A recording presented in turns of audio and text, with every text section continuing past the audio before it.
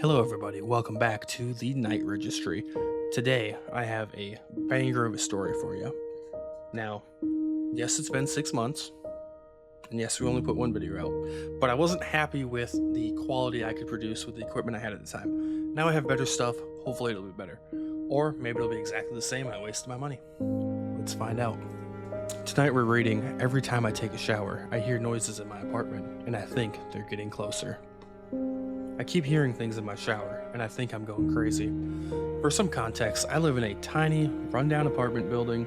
Strange noises are just part of the experience. The floors creak for no reason, the walls pop whenever the temperature changes, and every winter the pipes scream like somebody's dragging furniture through them at 3 in the morning. After a while, you stop questioning it. That's why I ignored it the first time. I was in the shower, the warm water relaxing my muscles after a long day at work, when, through the hiss of the shower head, I heard a noise. The long creak of metal on metal sounded exactly like my front door opening.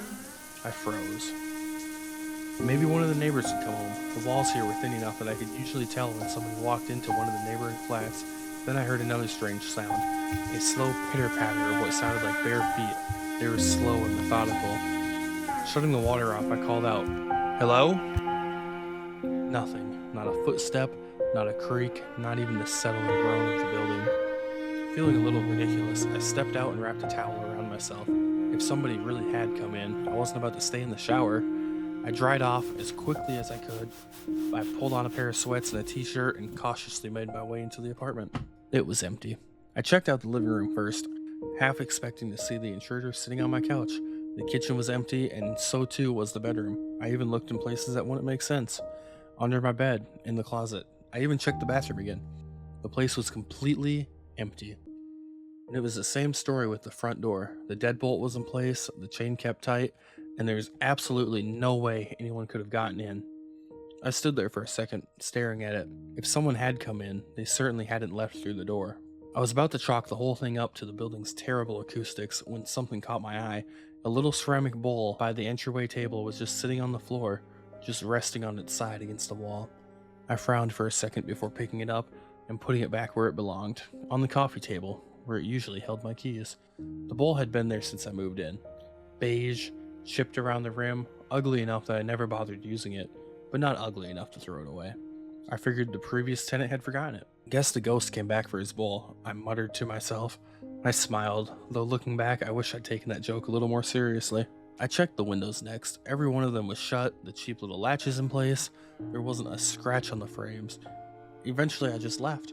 More out of embarrassment than anything else. I'd worked a 10-hour shift, I skipped lunch and jumped straight into a hot shower the second I got home. I was tired, the building was old, and the walls were paper thin. Running water did weird things to the sound, so I'd probably heard one of my neighbors come home, and my brain just filled in the blanks. That explanation made enough sense that I'd forgotten about it until the next night. The routine was the same. Get home, throw my keys and bag on the couch, and go straight into the shower. After letting the water warm up, I stepped in, letting the heat soothe my aching arms and legs. For a few glorious minutes it was nice and peaceful, until a familiar sound broke the silence. The slow groan of metal, my front door. I closed my eyes and sighed. Nope, I'm not going out there. Maybe I'd hoped that whatever was out there had heard me. A second later came the footsteps, faster this time, moving from the front door into the kitchen area. One step, then another, then another. I don't know why, but I reached for the faucet and shut the stream of water off. The moment I did so, silence. No fading sounds, no retreating footsteps, just nothing. I waited. 30 seconds stretched into a minute, which stretched into 5. I stepped out, dried myself off, and got dressed. I then proceeded to search every nook and cranny of my apartment. Empty. Everything was exactly as I left it. Except for the bowl. It sat in the middle of the hallway now, several feet from where its home on the coffee table was. I really need more sleep, I muttered to myself. I picked up the bowl and put it back on the table. Ironically, I barely slept that night.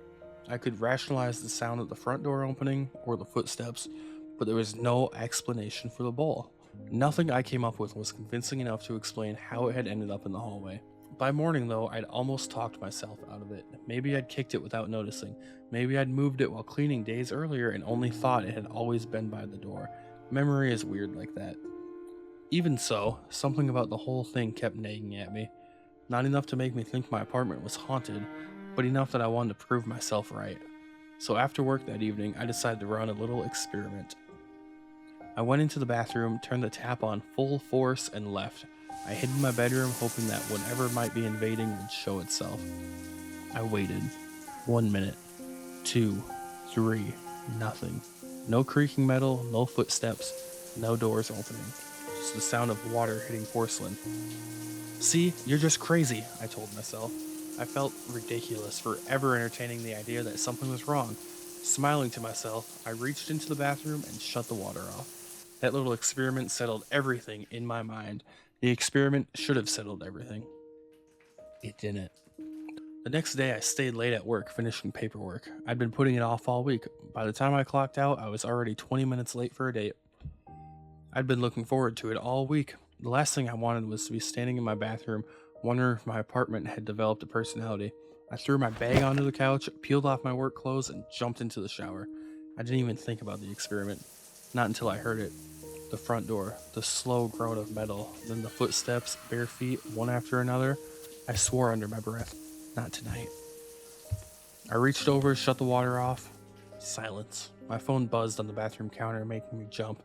Against every instinct telling me not to look away, I turned and grabbed it. Running late? Everything okay? It couldn't have been more than 2 seconds to read the messages. I quickly typed out, "Sorry, be there soon," and slipped my phone back onto the counter. When I looked up, the bathroom door had opened. It wasn't wide, maybe 3 or 4 inches, but I knew it hadn't been like that before.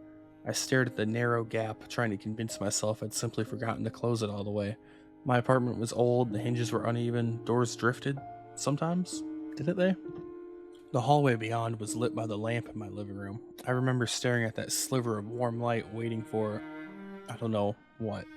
For the door to move again? Maybe. Instead, something shifted just beyond the crack. It was only a flicker of movement, pale, thin, and gone before I could focus on it. Then I heard the unmistakable snap of a switch. The hallway light went out, and darkness swallowed the gap beneath the door. Silence. The bathroom door was closed again. The rest of the night almost felt normal. My date noticed I was quiet, but I blamed it on work, and he didn't push. We ended up going back to his place after dinner, something I probably would have been excited about any other night. I tried not to think about my apartment, about the bathroom, about the door. Eventually, I fell asleep there, fully dressed, curled on the edge of his bed. He scrolled something on his phone beside me, and at some point he turned the lamp off. I remember thinking I should get up, go home, and sleep in my own bed, but I couldn't bring myself to face another night in that place. When I woke up the next morning, sunlight was already cutting through the blinds. For a few seconds, everything felt normal, until I remembered where I was. My phone was dead on the floor beside me. My date was still asleep, breathing slow and steady beside me. I sat up carefully, trying not to wake him, trying to piece together the night before. For a moment, I almost convinced myself that everything had happened in my apartment was just stress, lack of sleep, a bad week. Then I saw it, an object on the nightstand beside the bed, a small ceramic bowl, beige, chipped along the rim, resting perfectly upright in the morning light. Well, that was a fun one. Again, if you liked it, go support the author. His link will be down below to the story, and I will see you guys in a few days.